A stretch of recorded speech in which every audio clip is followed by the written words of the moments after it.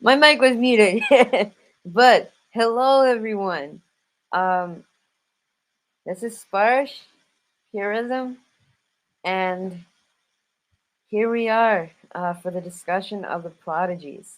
This is gonna be an amazing event.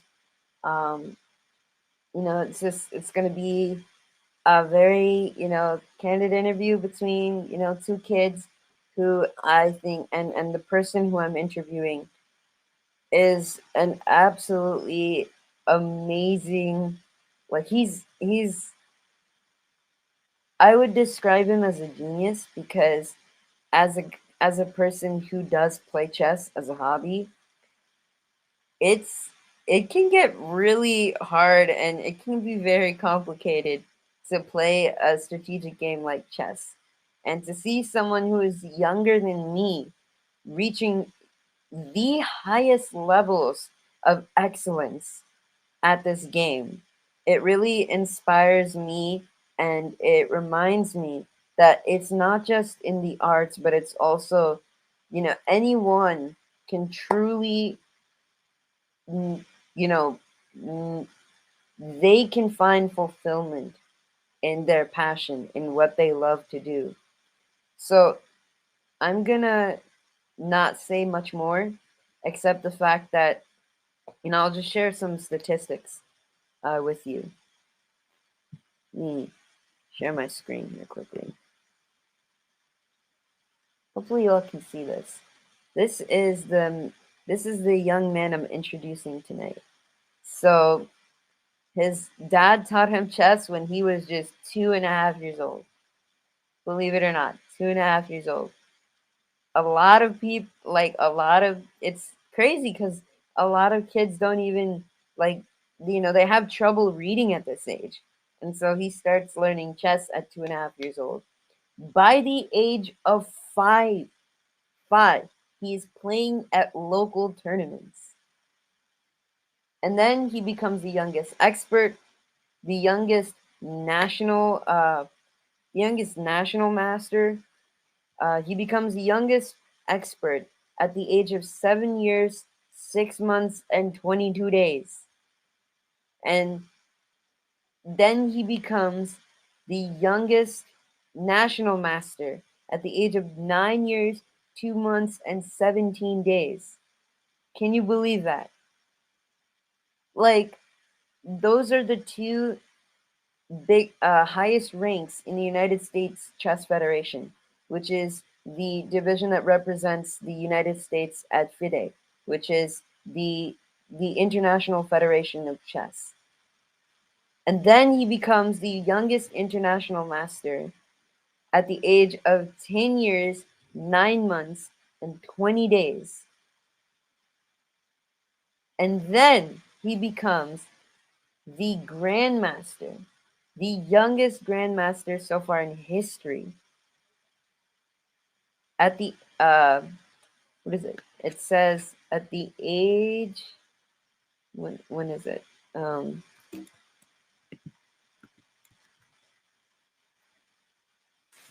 Yeah, it's right there. In June 2021, he becomes the world's youngest grandmaster.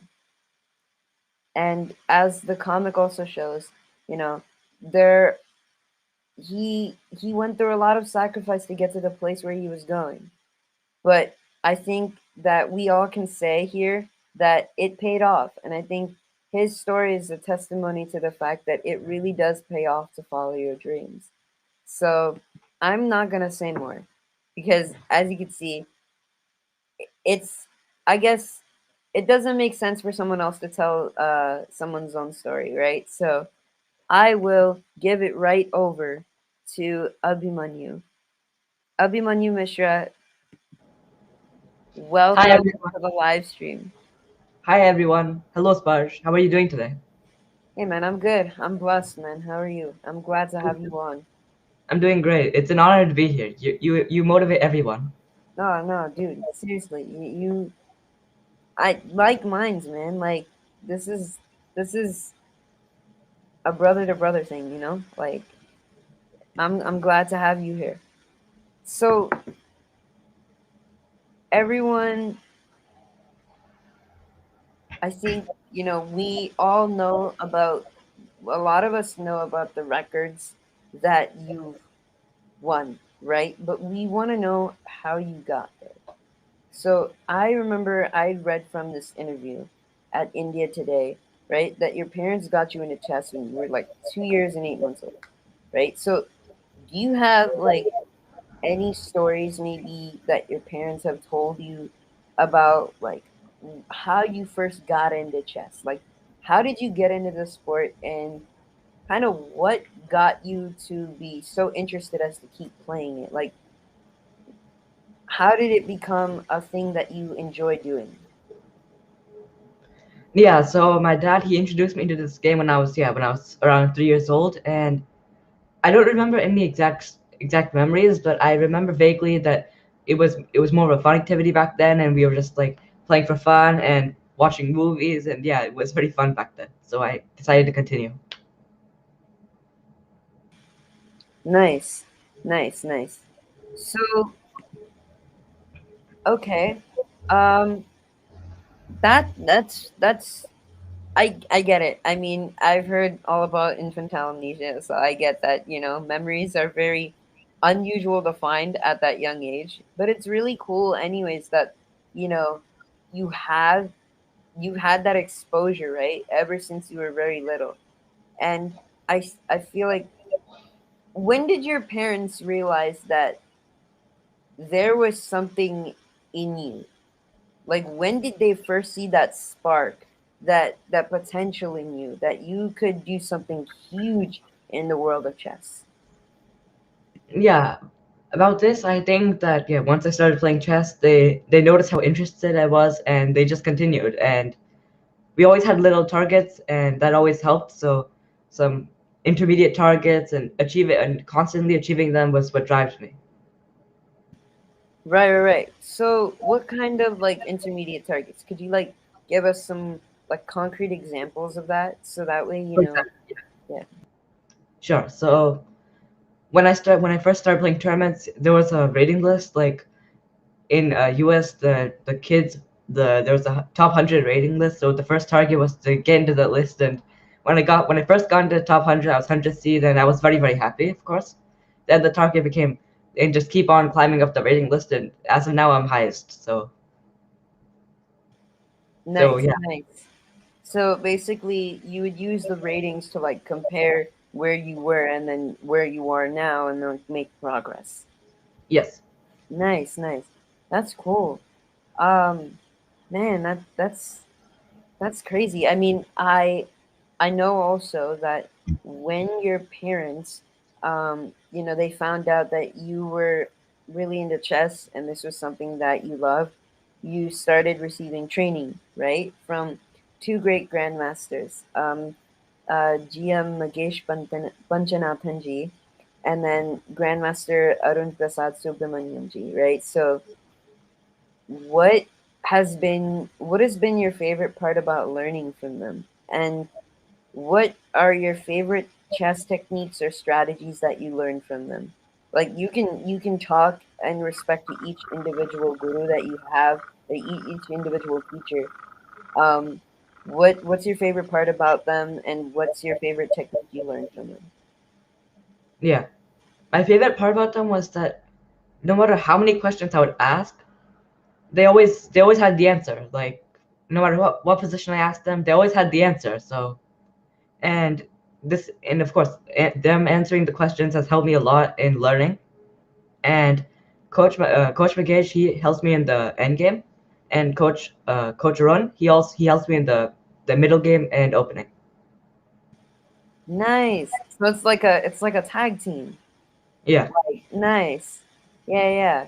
That's awesome. Okay. That's cool.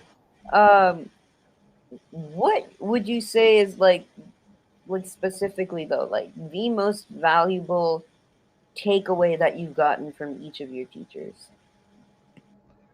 yeah. I guess one thing is that they've always encouraged me to work hard, and that's a big reason of why I'm here today. Nice. Cool. Yeah, I agree. I mean, it's like they say, right? Hard work beats talent when talent doesn't work hard. And I love that you put the emphasis on that because I mean it's kind of the law, right? It's like it's the law of success. It's like you don't get anywhere if you don't put that work in. Yeah. Yeah. So I mean, how do you so jumping off of that, how do you like balance like how do you make people aware of the fact that, you know, cuz I know that people call us like child prodigies like all the time, right?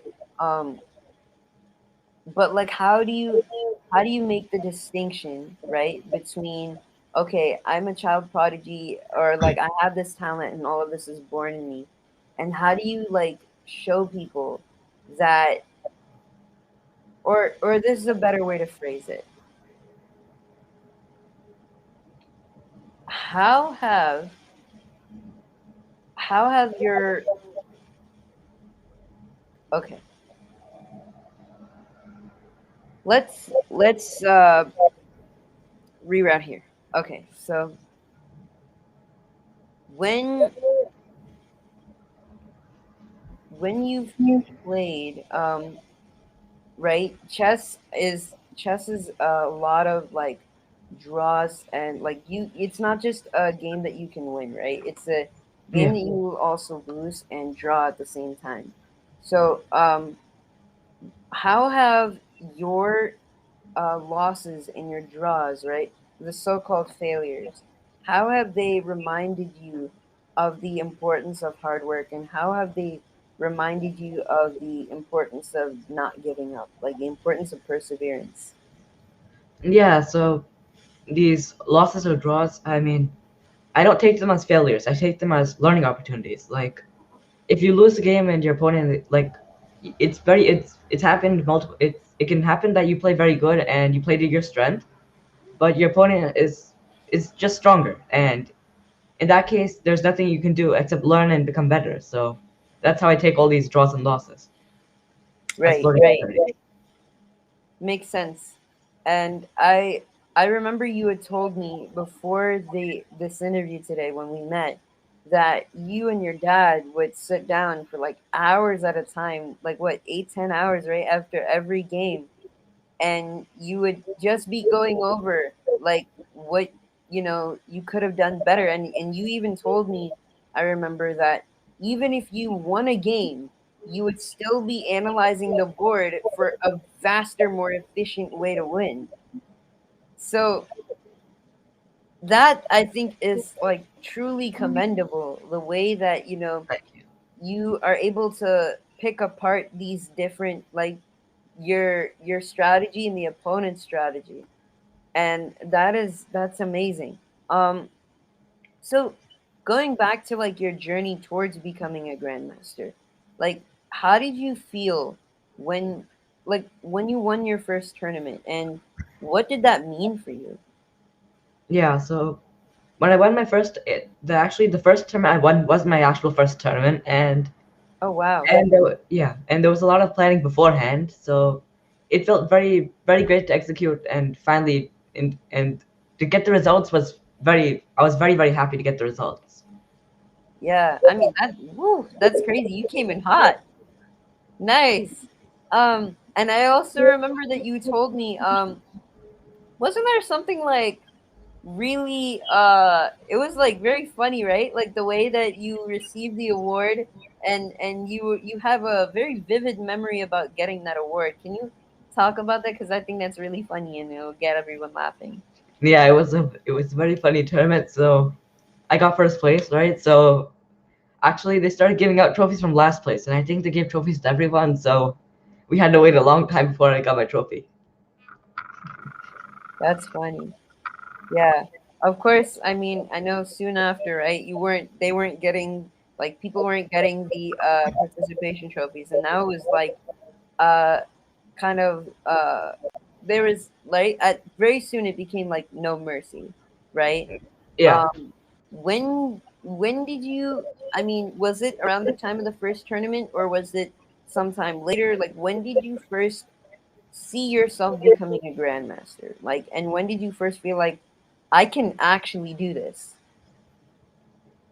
The first time I thought about being a grandmaster and I wanted to become a grandmaster was when I started working with my coaches, Grandmaster Arun and Grandmaster Magesh.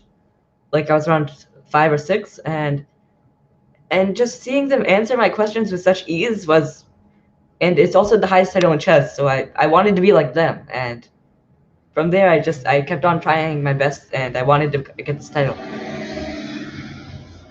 Nice. That's awesome. I love that you have like you have you were looking up to them as role models, and it was just out of like respect and admiration for them that you were like, I wanted to be like them. That's amazing. It wasn't even that's awesome, because I feel like a lot of people, they want the title just for the sake of the title, but I think you were after something a little bit different. No, like it was like the knowledge, kind of, you wanted to just be as well versed in chess as them. Am I Yes. right? Yeah. That's awesome. So now, of course, you have your two teachers, right? Grandmaster Mageshti and Grandmaster Arunji. But then a third teacher came along the way. Am I right? I heard. Yeah. Can you tell us about how who that third teacher was, and what the process of selection to be taught by him was, and then yeah. Yeah, my third teacher was the very great Gary Kasparov. He was a former world champion, and the Kasparov Chess Foundation, they run this program called Youngstars, which promotes young chess talents in U.S. And I was I was invited for an interview when I was 9, and it was a 3-day rigorous interview process where we would have to show our games, like we would share our thoughts on the game, and apart from that, we would also solve some puzzles. And yeah, 15 other people were invited, and I got past the interview in my first attempt.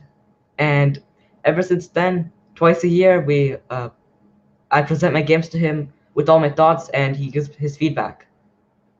Apart from that, my favorite part about working with him is his passion towards the game. I mean, it's unparalleled.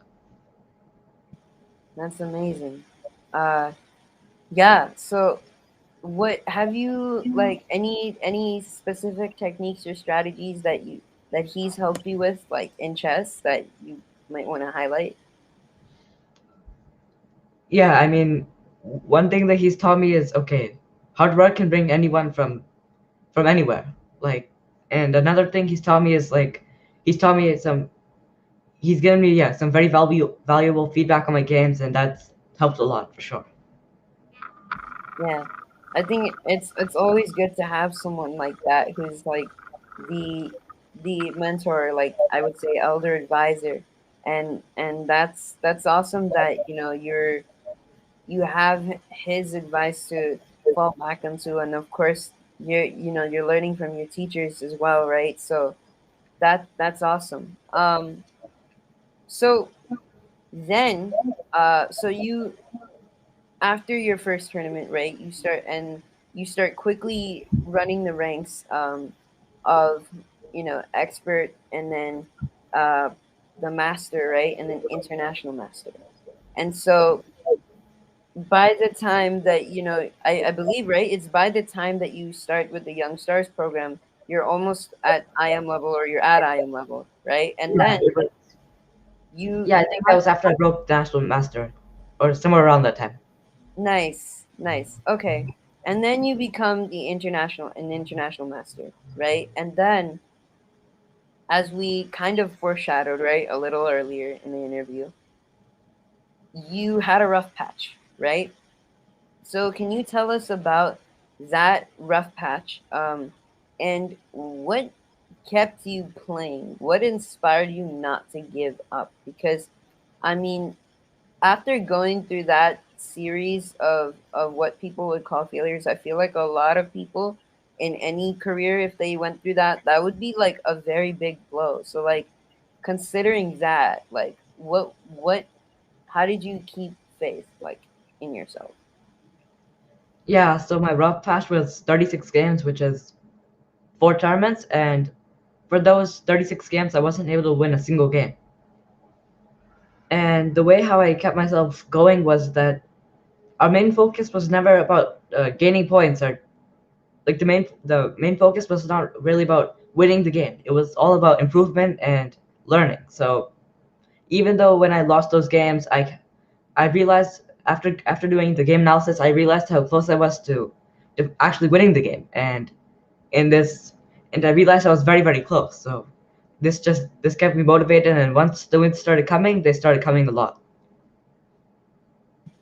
I love that you're very focused on progress, and it's not so much about winning the game as it is about like always, getting going one step farther. And you remind me of this thing this quote that I have on my, like, I have this like set of reminders where, like, for my schedule I have all the things that I do, right? And then in that schedule I have like in the iPhone reminders app, there's also a notes section where you can write any notes about the reminder. And so in that, for each reminder or each activity that I'm doing, in the notes section, I put something to inspire me or to make me remember why I'm doing this activity, like why I'm doing what I'm doing. And so for my singing practice, for example, this I'll read the quote to you just because it's so powerful. Um, it's taken from a newspaper, and this is what it says. This is what the quote says. This is from the Daily Defender, the November 4th, 1958 issue, in case someone wants to go ahead and find that. But this is what it says. Pablo Casals, who performed at the UN recently, is 81. He agreed to have Robert Snyder make a movie short, A Day in the Life of Pablo Casals.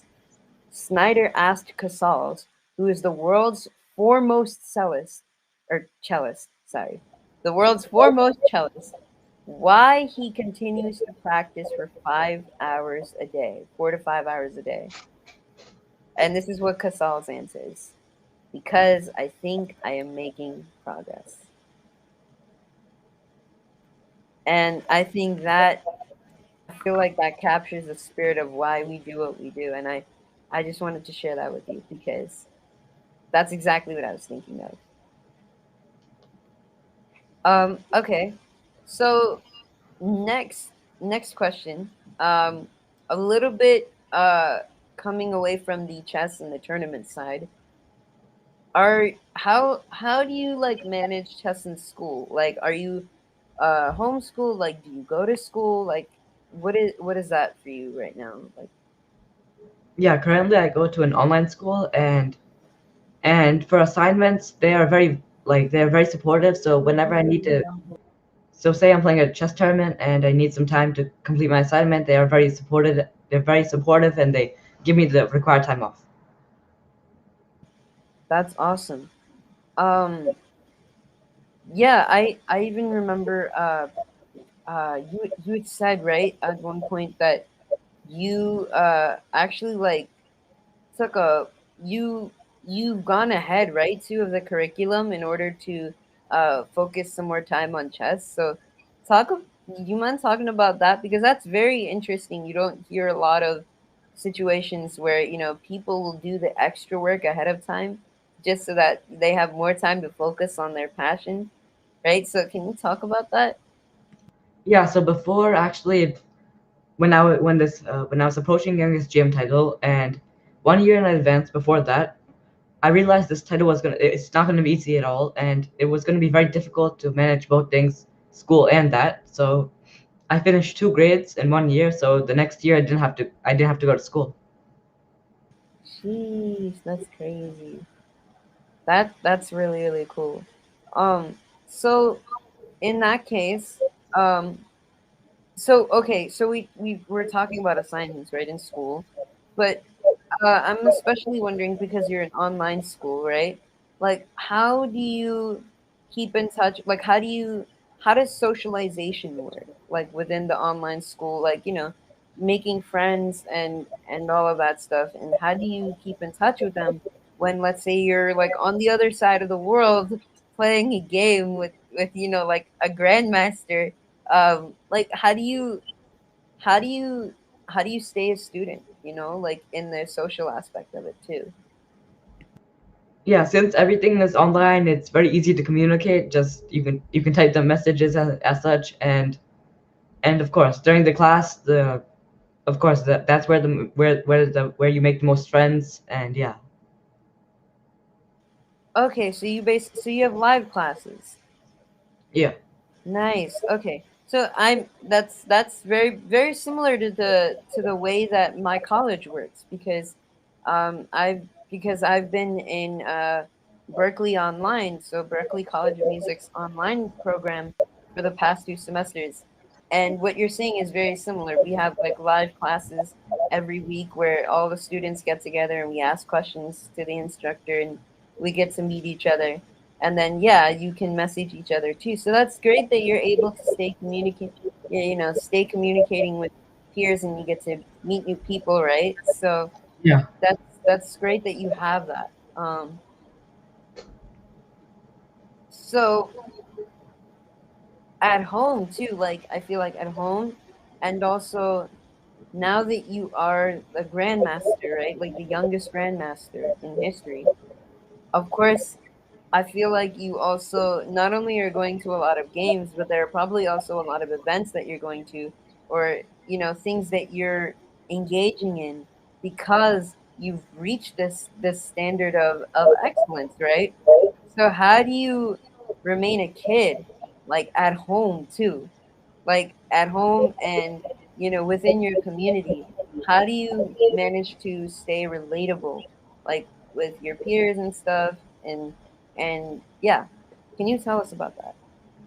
Yeah, I like playing video games in my spare time. Whatever time I don't play chess, I or practice chess, I play video games, watch TV, and yeah. Nice. Okay, do you have a favorite video game? Yeah, Brawl Stars. Brawl Stars. Oh my god, my brother used to play that all the time. I think he might still play it, but he was very obsessed about it for like a short period of time. So that's interesting. Any favorite TV show? TV show, I watched many, but hmm, this is interesting. Uh, I'll say Bunked from Netflix. Bunked. Okay, nice. I watched a few episodes of that. That is a very funny show. It's a very nice sitcom. Yeah, nice. Okay. Let's do some more of these questions. I think it's let's okay. Favorite Do you have a favorite movie? Yes, Bhag Milka Bhag was very inspirational for me, it's it's very motivating. So I watched it like at least 30 times now. Really? Yeah. 30 times. Oh my god. Okay, that's crazy. Yeah, I mean, I watched it too, but just once. I don't even know if I watched the whole thing, but that's awesome. Okay. Favorite book? You have a favorite book? Yeah, I've read Harry Potter and the Prisoner of Azkaban, and it was very interesting. So Nice. Yeah, everybody's been telling me to get into the Harry Potter series. I have to do that. Um, I got the Sorcerer's Stone book, but then I never really finished it, and I've heard they're very long books, so there's also that. But I'll definitely get back into it now that you said Prison of Azkaban is a good book, yeah, it's like 400 pages book. I mean, they're all but quite it's long, worth it. and they also have a movie on it. That's how long it is. Right? Yeah, yeah, yeah. Yeah, I've watched snippets of those movies too, but it's again, I had never really gotten into it, but it's something I'll probably get into then. Uh, what's your okay? So, do you have anything special that you like to do with your sister? Because as of course, you have a sister too, right? Yeah, So, I yeah, like playing video games with her. So nice. And what do you like the most about your sister? I mean, she's very fun, and she's filled with energy. So it never really gets boring. Nice. Yeah, I can say the same here for my brother. That's awesome. Of course, he's sleeping right now, so I don't think you. I won't be. I can't show you a sample of his energy, but yeah, that's great to know that it never gets boring. That's always how it should be. What's your favorite school subject? Math, Math. How come math? Like, because it's related to chess as such. Because in chess there are relative value of pieces, and when you're making a trade, you have to consider that, and it's very fun, of course. fair. Okay, I like that. I would. That's now that I think about it, that kind of makes sense. I mean, math is very analytical, and so is chess. So it's like kind of chess is like an application of math. Yeah, Yeah, that's awesome. Um, so yeah, how many hours of chess do you practice every day? I mean, we've talked about hard work, but like, how many hours? 6 to 8. 6 to 8. How does that work? Like, do you split it up? Do you do it all at once? Do you? Yeah, throughout the whole day, it's around 6 to 8 hours, and during this time, I cover all the aspects of chess. So the opening, some middle game positions, some end game positions, and yeah. Nice. So basically, you do it all at once, or I mean, it's kind of split up. okay, it's split up. Nice, nice. That's cool. What's your favorite chess opening? Queen's Gambit. Queen's Gambit. Okay.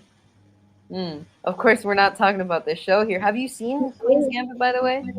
I don't know. I haven't watched because I've been told that some of the scenes aren't exactly for kids. So Okay, makes sense. Yeah, no, it's all good. I heard a lot about it too, and I remember my dad telling me that the first time he watched it with my brother, he was like, because he's younger than me, he's like, there are all these bad words, so we can't watch it. And my dad is like, oh no, this is such a good show. Yeah, but it's all good. That so if given the choice, white or black, I would take white because white goes first, so more chances for advantage. nice.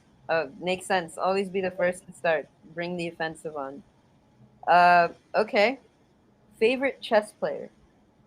Magnus Carlsen, because Magnus Carlsen. the way he plays Nice. is very it's very fun to watch how he grinds down people in his completely equal positions. That's awesome. Favorite opponent you faced to date? Yaroslav Zerbok, he was 26. He was the first 2600 grandmaster, like the first grandmaster above 2600 who I've ever beaten yet. That's awesome. Dude. Okay. Do you have any chess player you dream of playing against one day? Yes, Magnus Carlsen. Okay, cool. Okay. What about the second person? Like after Magnus, who would you want to go against? I guess yeah, Gary Kasparov. I mean, Oh, that's so cool. Yeah. You should definitely like talk to him. Like, have you talked to him about that within the Young Stars program? not yet exactly. Yeah, dude, you should at some point, like when you feel like you're ready, you should just be like, "Hey, let's play a game." Even if it's a casual thing. That's cool. Um, what's your favorite game besides chess? Brawl Stars. Brawl Stars. All right, nice. You have a favorite board game besides chess? Apart from chess, I played some checkers, and yeah, it seems kind of fun. Nice. Yeah. I like checkers too. I feel like in some ways it's almost like a simplified form of chess. Yeah, and there's this joke that's like chess is not checkers. Like in checkers, when you have to take a piece, but in chess, there are cases where you don't take a piece, but you make an intermediate move. So stuff like that. Right. Right, right. With checkers it's much harder to do that kind of intermediate move. Yeah, you have to keep taking. Yeah, right, right. Do you by any chance do you play blind chess? Blindfold chess. I mean, I've played it before, and I mean, yeah, it's a very interesting experience. But like, I'm able to visualize the board in my mind. But okay, of course, the game quality goes down a bit Right, because of you get course, the board. because you don't always have that before you. I mean, at least it's a great exercise for memory. So Yeah. that's awesome that you're even into it. Like, cause I mean, I would never think being an amateur, like I would never think of doing blind chess because I just don't know the board that well. But I mean, then again, you practice so long, so that makes sense. Uh, any what's your favorite food? Pizza. Pizza. Okay.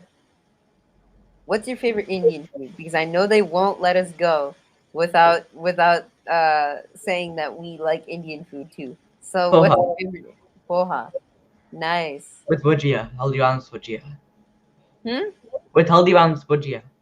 Ooh, okay. That's very specific. I like that. Poha and bujia.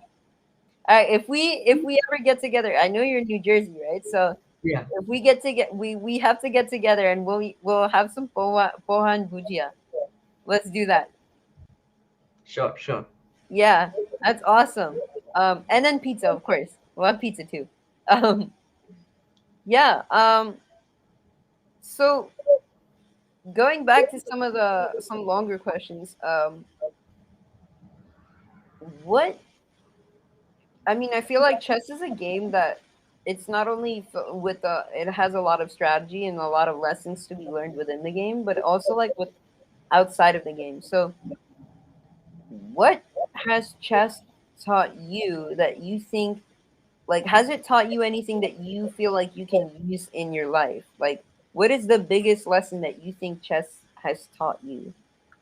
Yeah, the biggest lesson chess has taught me is to never give up. Like, there are cases in chess where even after you're down by, like, say, two rooks or a queen, you can still give checkmate. So it's chess has taught me not to never give up. And one example of this is when I was approaching my youngest grandmaster title, and COVID came in. For Mm, for a year, I wasn't able to play tournaments. Like, I was playing very less tournaments, and and once I got tournaments, I was able to break it. So it told me to never give up. nice. That's awesome. How did you keep yourself, your mind sharpened and like your tactics, like how did you keep yourself in tip top mental shape for during that time when you were playing less tournaments? Yeah. So one okay, this is kind of like an upside to COVID. Like the upside to COVID was that since there are less events, you can practice much more. Like Hmm. I was staying at home and I was practicing a lot. And once the time came, I applied everything. Nice. That's awesome. Um, cool. So, uh, back to some shorter questions. Do you have like any pre-game rituals? Like what do you do before a game? Like when you feel like how do you not get nervous before a chess game? Yeah, I do a prayer before every game, and it's not about winning. It's about staying focused throughout the whole game and doing whatever I can. Yeah. I feel you on that. I mean, for me, I always pray before I go on stage. So, I I like that we're kind of on the same boat there. That's awesome. Um, so, uh, okay. So let's say you only have 60 seconds on the clock. What would your advice be to children and to young adults who want to pursue chess professionally? How would you like encourage them if they don't know where to start or like how to make a career out of it? What I would say is enjoy the game. It's a very fun activity, and enjoy the game. And to pursue anything professionally, you need to spend time on it. Like you need to spend considerable time on it and work as hard as you can, of course. And apart from that, that should if you do all these things correctly and you get a good coach, you should be all set. Nice. So a good coach, lots of time for practice, right? And being able to practice right. And then yeah, you enjoy the game. I love that. That first thing you mentioned was enjoying the game because yeah. How do you do something you love if you don't enjoy it? I agree. Um okay. So now that you have broken the record as the youngest grandmaster in history, right? I also read that recently you played in the 2021 World Championship. By the way, how did that go? What did you get from that experience? Yeah, it was a very fun experience. It was World Cup, and this is a tournament which, if you win that, you go to the next stage of it, and it was basically a knockout tournament. And I got eliminated in the first round. I was playing against a very Oh, strong Georgian grandmaster, and it was overall a very fun learning experience. I got to meet many top players also. nice. That's awesome. I mean, I know, like, from what I'm hearing of you, like, your determination is like, it's okay. Even though I lost the first round, it's gonna be much better later. So I'm very confident that you will come back up and you will knock out the competition next World Cup. And speaking Thank of what's coming next, like, what are your plans for the future? Like, what do you want to do? Now that you've reached this level, what do you want to do in your life? Yeah, my next goal is 2700 FIDE, which is Super Grandmaster, and that's around top 30 in the world. And Wow, my final goal is to become world champion. world champion. Nice. That's awesome.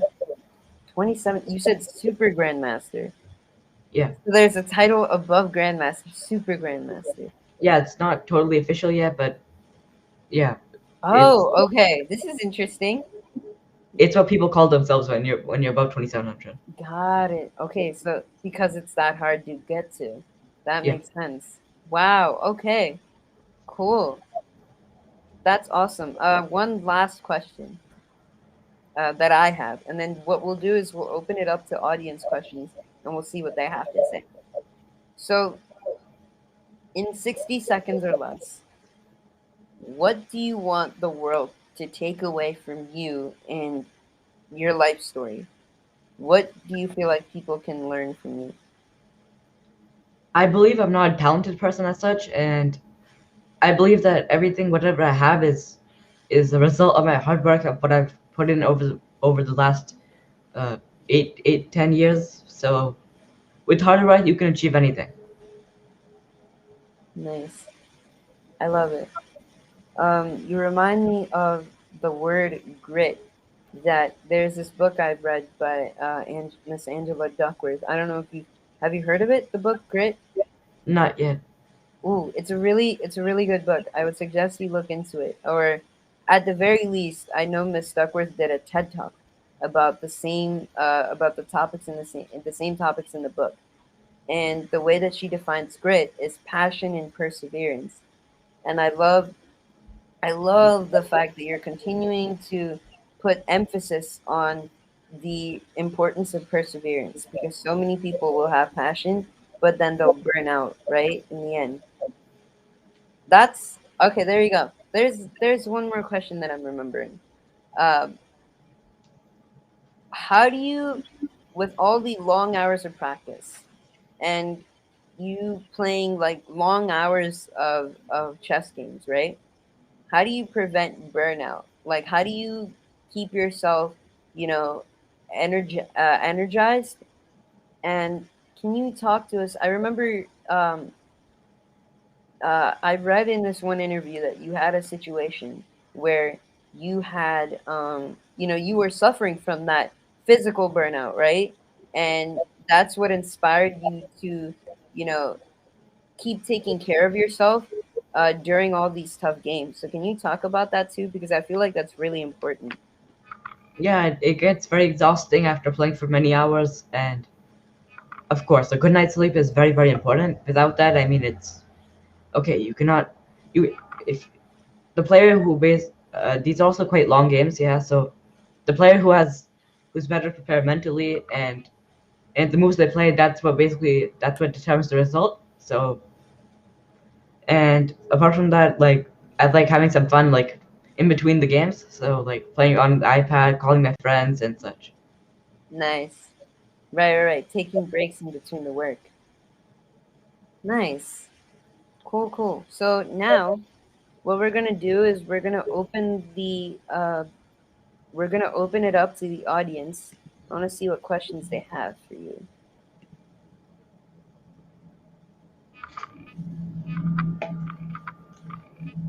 Let's see.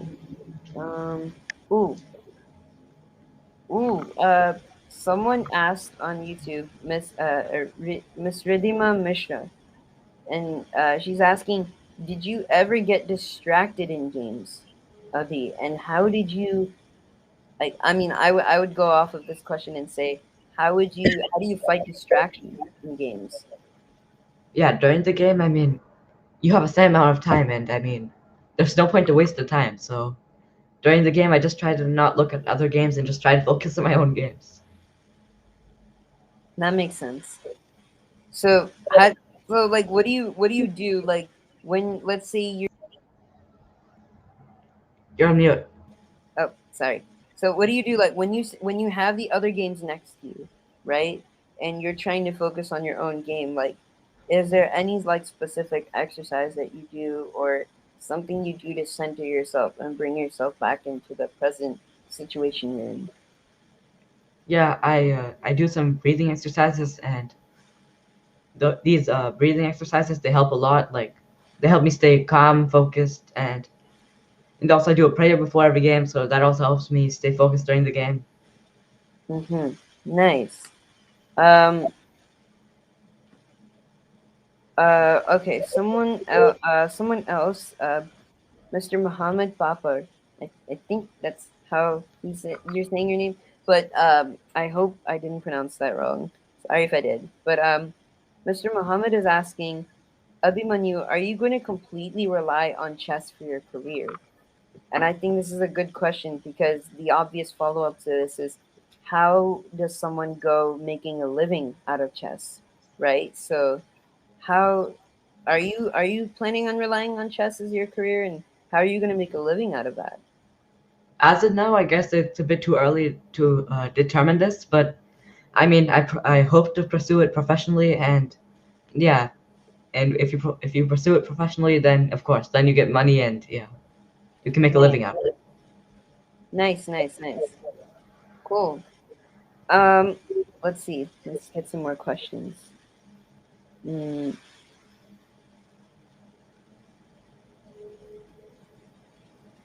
let's see. There's another. Okay. Ooh, this is a great one. You after achieving all that you have achieved, how do you keep yourself grounded? How do you keep yourself in humility? I mean, I still realize that I mean, this is not the end of it, of course. So there's still a long way left, and I just keep on thinking of what's going to happen next. So the road has not ended yet. Right. It's an infinite summit. You always have something to improve. That's awesome. Yeah. Um, ooh, this is a great one. This is one of my friends here. My one of my family friends. Um, Uncle Hi. He's asking that both of you are very young achievers. My question is to both of you. Besides your own hard work, who would that one person be that you would share your credit, who you would share the credit for your success with? For me, it's very difficult to say just one person, but all my coaches, Grandmaster Arun, Grandmaster Coach Arun, Coach Magesh, they both, and I also, yeah, Coach Kasparov, they've all helped me a lot throughout this whole journey, and I cannot thank them enough. Nice. Yeah, I think for me, I can't say it's one person, but if I had to give credit to the two biggest people for me, it would be my parents. Just because they're the reason why I'm as motivated as I am. And I would also say that all my music teachers, they really were the ones, of course, they taught me how to do music, right? So all the music teachers that I've had, they've really inspired me to keep going and become a better artist. So thank you for asking that question, Pernodunko. So okay, oh, this is a good one. This is more specific about the process of becoming a grandmaster. Uh, okay, so someone is asking, how often do we need to play USCF tournaments? I mean, to become a Grandmaster, you don't, uh, whenever you want to play, you can play, but like, there's no restriction like you have to play this many tournaments and in this many days. But of course, you want to make sure that you don't just completely lose contact with chess and completely forget about it as such. So I guess you should play like a tournament a month or maybe a tournament every 2 weeks or something like that. Makes sense to keep yourself in tip-top shape. So, Yeah. what exactly in that case is the process for becoming a grandmaster? Like, what is that criteria, and how do you go about fulfilling it? So for to become a grandmaster, you need to get 3 norms, and basically one norm is getting a certain amount of points. Like you need to get a rating performance. So you play in a certain tournament, a 9 round tournament, and there has to be there has to be an average rating, and you have to play like 3 grandmasters, and there's some criterias like this, like the players have to be from five different federations, and yeah, you need to get this 2600 performance, and only then you get norms. Right, and then three becomes grandmaster. That's And awesome. yeah, you need to That have a and it rating. sounds mad hard. Like, And so it, yeah, one that's thing I awesome. forgot, one thing I forgot to add was that one you can get 3 norms, but the thing is, apart from that, you also need to get a certain rating, 2500, because there are people like I've seen that it's very unfortunate that they have like 5 norms, but the thing is they weren't able to touch that rating, so Mm-hmm. Makes sense. it's so Um, difficult because they don't want the title to be diluted. mm-hmm. So someone else is asking, how do you manage to study between your hectic schedules? Yeah. So I work on I work on chess 6 to 8 hours a day, and apart from that, earlier it used to be more, but now school is also taking time. So apart from these 68 hours where I practice chess, whatever other time is there, it's basically school and having fun. Nice. Thank you, Namidante, for that question. And so Gondiji also for that question for the question beforehand. Um, ooh. So what exactly Mr. Muhammad is asking another question. How do you practice daily? So I think we can be more specific here and talk to us about like your practice regimen. Like what exactly do you go over? What exactly do you do? Yeah. So every day I play some chess games online. Like okay, it's very difficult. Like things are opening up, but still, yeah, it's very difficult to play tournaments every day as such. So I play some chess games online. Apart from that, I also study some new chess games, to some top chess games that were going on. There's a good website for that, Chess24. So I check whatever top chess games are going on, and I try to see what so whatever openings they play versus what I play, what is changing, and I study openings, I study middle games. I basically try to study whatever I can. Yeah, okay.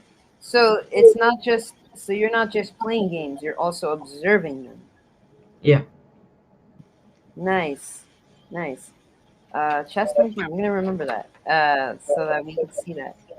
What about like books, like studying like books on chess strategies and tactics? Do you have like a favorite chess book that you love reading? Yeah, there's a I love reading chess books, and there's a very good website for all levels. It's called Chessable, and there you can get these books online, and it's much more efficient than getting, like, of course, getting the actual book is also very good, but the thing is, it takes time to read the book and set up all the positions on the board. But Chessable makes the whole process much more efficient, and yeah, it makes the process much more efficient and very easy to use. And there's also times where they make a video explaining what the puzzle is about, so it's very helpful. Nice. Nice. And I heard that you also had a you have your own lesson out there on Chessable now. Yeah, I made a course. That's dude, that's awesome. Like, congrats. I mean, Thank you. yeah, that's awesome. How do you feel then about like being able to teach people chess yourself? Like, what? what are you most excited about for that in that process? I'm very happy that I'm able to teach people on the same platform which I learned from. So it's a very fun experience, of course. Yeah, that's awesome. I mean, to be able to give your own lesson with your favorite chess player, Mr. Carlson, like on his website, that's absolutely amazing. And that's cool. Let's see if we can find some more questions. Mm,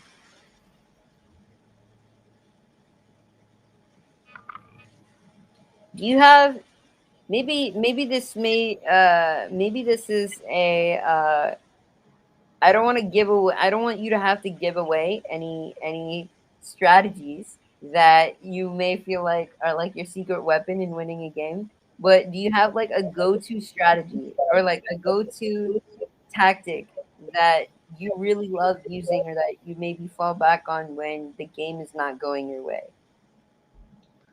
Well, one thing I do before every game is I first see who I'm playing because most of the time the pairing it comes out in advance. So I check who my opponent is, I study their games, and based on that, I come prepared for the game. So I don't really have to spend time thinking during the game during the opening phase. Hmm. Nice. So it's always like before time. Nice. Mm, how? Okay, this is a good question. Uh, or I'm just gonna give it exactly the way that she's giving it. Kavitaji is asking, do you write notes or write the do's and don'ts while playing chess?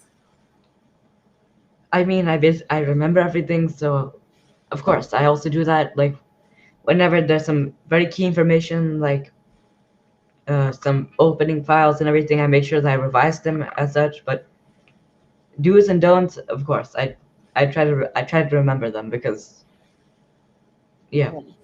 So mostly it's all in your head. yeah, Yeah. That's kind of the same thing like when I'm in school. It's like easier for me to look at stuff and remember in my head. It's like why write it out when you can just memorize it? yeah. Agreed. Um, do you use any like chess engines that, help you with like analysis and stuff, or is it all like just you and dad? Like how does that work? Actually, yeah, nowadays it's much easier compared to olden days. Like for example, before in say like 1960, these guys they would have to stay up all night to find this. So say they play a game and they're not sure about like say they lost the game and they want to improve. Back then there were no chess engines which would tell you this is the move, this is the correct thing, this is the evaluation. So they would stay up all night analyzing the game, and it's very impressive. But the thing is, even after staying up all night and analyzing, there's no guarantee that you found the correct thing. So using engine definitely helps, but I try to first. So say there's a position, I try to solve it by myself first, and then if I'm not able to solve it, I turn on the engine. Right, right, right. Makes sense. Nice. Um, there's mm, hmm. Okay, cool. Trying to think. There's one more. Right. Okay, there we go. Um, I remember that there is. I remember reading in one of your interviews that your your family has this like there's this kind of superstition, right? During your games, your mom doesn't watch them, right? It's your sister who's giving the commentary. Am I right? Like even when you Yeah. and yeah. So what can you? I guess the can you tell us um how? Yeah, like can you tell us more about that? I mean, I'm not sure about the exact reason, but I think it's happened that sometimes my mom, she watches my game and the result doesn't turn out to be expected, and it's very funny because the same thing happens when my dad watches cricket matches. So he watches a match and for some reason and just starts losing. That's so funny. That's so funny. Um, yeah, but I So mean, nowadays he makes sure to watch the recording. yeah, that's so funny. Oh my God. So your sister's watching, she's giving commentary, and your mom is listening, and then and the same thing for your dad, he watches after the fact. So who your dad is the one who usually takes you on like chess tournaments, right? Yeah, Nice. Do you does what so what about, him, because I know that I believe in another interview I'd read that he, especially with the onset of COVID, he had a lot of there were a lot of he had to like juggle between like his work and between chat taking you right everywhere to different games. Uh so how did that work for him? Like, cuz I know that your parents, they had to give up a lot in order to be able to take you to all these places, especially your dad when he's taking you on tour. So how did he manage all that? yeah, it was very difficult, and it would happen that when we were in Hungary, the time zone is different. So, but he would work in EST time zone, and his work would finish at like 3 a.m. in the morning. So, Oh my God. yeah, it was very painful. Man, that's crazy. Yeah, I mean, you remind me of my dad too. Like your dad reminds me of my dad. I know that a lot of times, like, he with his job, and then he often stays up until like 2 a.m. or like a little earlier, a little later. Uh, helping me out is like I call him my daddyger because he's like my dad and my manager. So I love that your dad. I really like admire and commend the fact that your dad was willing to spend those long nights in order to you know get you to to Hungary and to all these other places. Riddima's asking another question. Uh, can you sing? And Kind of. Ooh. Would you be so kind as to share some of your music with us? all right, okay. So, Rupert, for example, yes, Hmm? Rupert, that song, the Rang De Basanti. Okay, yeah, sure, yeah. So, You can sing it for what's us. the start of the song again? I completely forgot.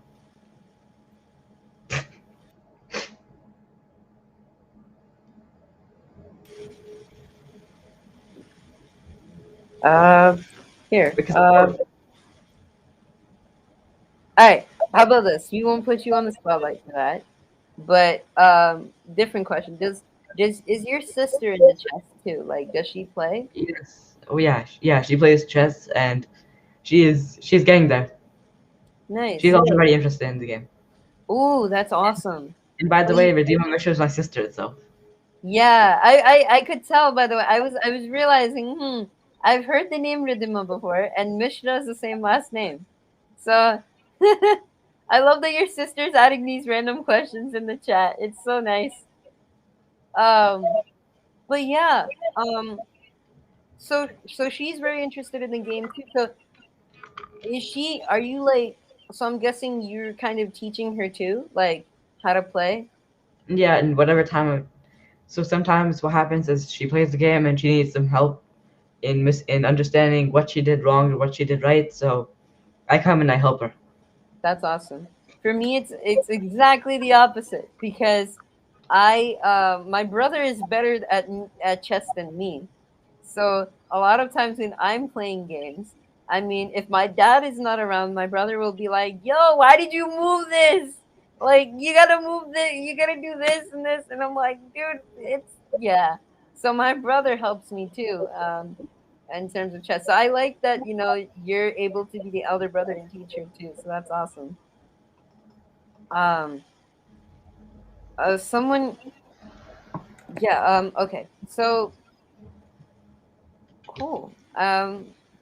I think this has been a great. This has been a really great interview, man. Same. it's glad to I'm glad to be able to like, you know, share your story with the rest of the world and be able to learn a little bit more about you. Um, and I think that this is of course the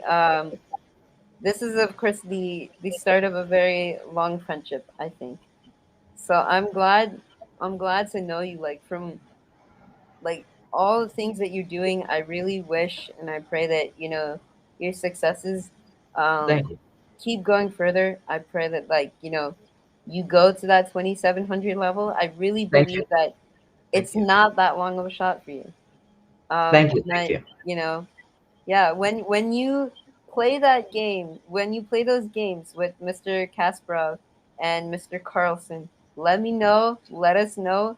I'll probably I'll send like the links over to everyone on social media to like check out the live stream or whatever of that game. Like, let me know, Sure, because sure. and especially with Mr. Kasparov, because the interesting thing is that I never got to mention is that I actually took his master class on the master class thing. So me, my brother, and my dad, because we all play chess, we all watched the whole like master class. So it's nice to know that you've been personally learning from him and everything. So yeah, keep us updated on all the Sure, things that sure. you're doing. Will do. Yeah, that's awesome. So yeah, it's all right, everyone. Wherever you are, around the world, this is Abhimanyu Mishra, the youngest grandmaster in history so far, and I know that this is just the beginning of a very amazing journey ahead. And I'm Sparsh Shah, and this was the discussion of the prodigies, and I'm really glad that you all were here to hear about Abhimanyu's story and to hear this amazing exchange of wisdom. This was amazing, and I'm glad to have him here. So yeah, have a great day, everyone, or night wherever you are. This is Sparsh Pure Rhythm signing out, and yeah, see you all soon.